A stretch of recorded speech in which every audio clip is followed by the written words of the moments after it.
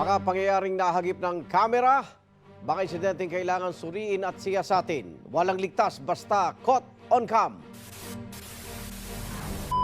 Baka insidente ng pagbagsak ng mga bagay sa iba't ibang lugar ang ating pag-uusapan ngayong araw.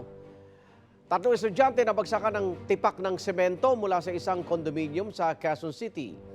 Nangyari ito habang naglalakad lang noon ng mga bata sa sidewalk. Naoperahan na, ngunit critical pa rin ang kalagayan ng isa sa mga biktima, samantalang nasa ICU rin ang isa pang biktima. Caught on cam! Taong 2023 naman, parang domino na nagbagsakan ng 9 na poste ng kuryente at telco sa Binondo sa Maynila. Makitang dahan-dahan na tumagilid ang mga poste sa gilid ng Binondo Church. 2 motoristang sakay ng e-trike at isang nagbibisikleta ang tinamaan ng bumagsak na kawad. Caught on cam! Sa Surat, India, noong nakaraang taon, isang babae na nabagsakan ng tangke ng tubig mula sa terrace ng isang bahay. Sa kabutihan pala, hindi naman nasaktan ng babae at nagawa pang ilabas ang ulo niya sa butas ng tangke. Ayon sa security guard, aksidenteng nahulog ang tangke habang naglilinis sa terrace ang isang scrap collector. At para bigyan tayo ng dagdag kaalaman kaugnay ng mga insidenteng yan, makasama natin ang safety consultant na si Jimmy De La Cruz. Good morning po and welcome sa unang hirit, Sir Jimmy. Good morning, Igan. Good morning sa inyo lahat. Isa-isahin po natin. Unahin natin pagbagsak ng tipak ng semento dito sa 3 estudyante sa Quezon City. May paraan pa bang maging ligtas sa ganitong pangyayari? Nakakatakot naman no, na naglalakad kayo sa tabi ng mga gusali. Wala na nga madaanan sa bangketa. May problema pa pala sa itaas. Yeah. Paano po 'yon? Yeah. Ang paggawa ng safety, no, o yung pananatili ng safety ng isang gusali ay nakasalalay doon sa owner o sa building owner. Apo. Sa pangyayaring video, ito ay merong tipak no, ng mga semento na kung saan tinatawag nating plastering, Igan. Okay. Na kung saan in due time talaga, itong mga ito Bibigay?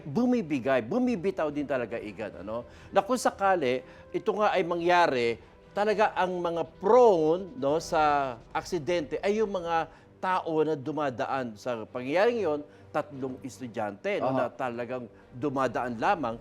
Kaya nga, ang mga building na to ay nararapat lamang na magsagawa ng mga precautionary measures. Lalo na yung mga building, let us assume na yung building na yon ay meron ng katagalan, Igan. No? Kapag ang isang building ay umabot na sa mga 50 years or older than that, ay talagang minsan ito ay subject na, Igan, sa pagdedemolish.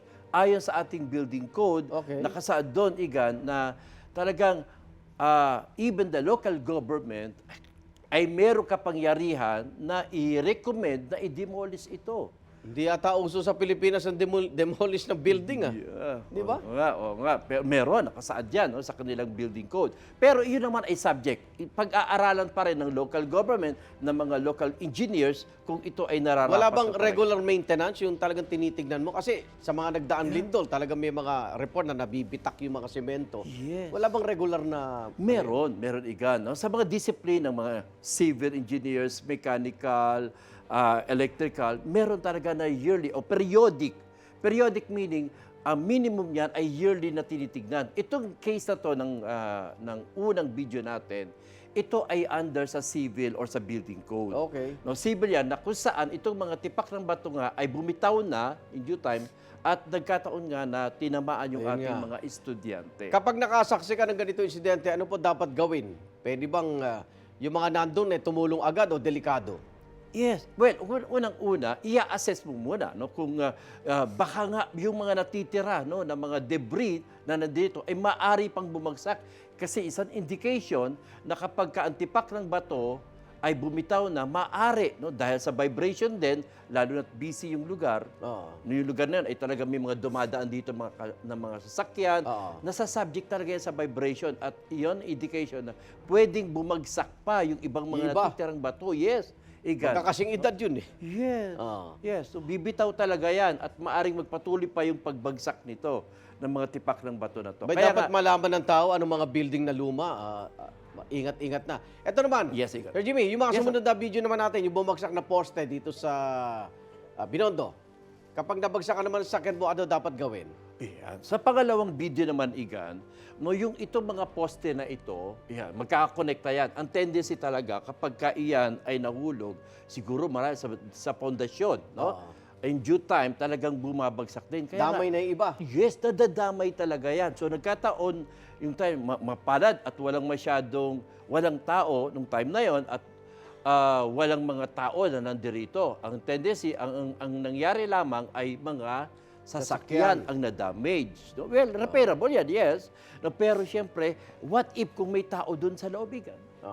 Oo. At ito, what if kung maari ding maputol, no, yung mga kable, isa lamang ang maputol dyan at ito ay electrical wire, Igan, ay pwedeng yung current na dumadaloy dito ay dumaloy din dito sa flooring na yan. Okay. Na kung saan, kung may tao nga, maaari ikamatay ng mga tao doon. Igan. Okay. Sir Jimmy, siguro dagdag na lang, sa mga naglalakad, lalo nakikita ko, naka-cellphone yung iba. Anong payo mo sa kanila para maiwasan ganito aksidente?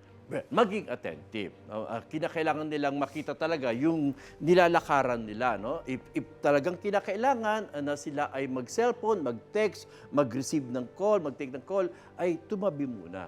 Para makita nila yung sitwasyon, ma-assess nila kung mayroong mga ganyang pangyayari. Kasi hindi natin talaga masasabi rin. No, pwedeng mangyari at any given time. Nako, maraming salamat. Sir Jimmy De La Cruz, ingat po kayo mga kapuso. Ang mga insidenteng katulad nito, mga aksidente at krimen, ating susuriin at tututukan dito sa Caught on Cam. Ikaw, hindi ka pa nakasubscribe sa GMA Public Affairs YouTube channel? Bakit? Mag-subscribe ka na, dali na, para laging una ka sa mga latest kwento at balita. I-follow mo na rin ang official social media pages ng Unang Hirit. Salamat, Kapuso.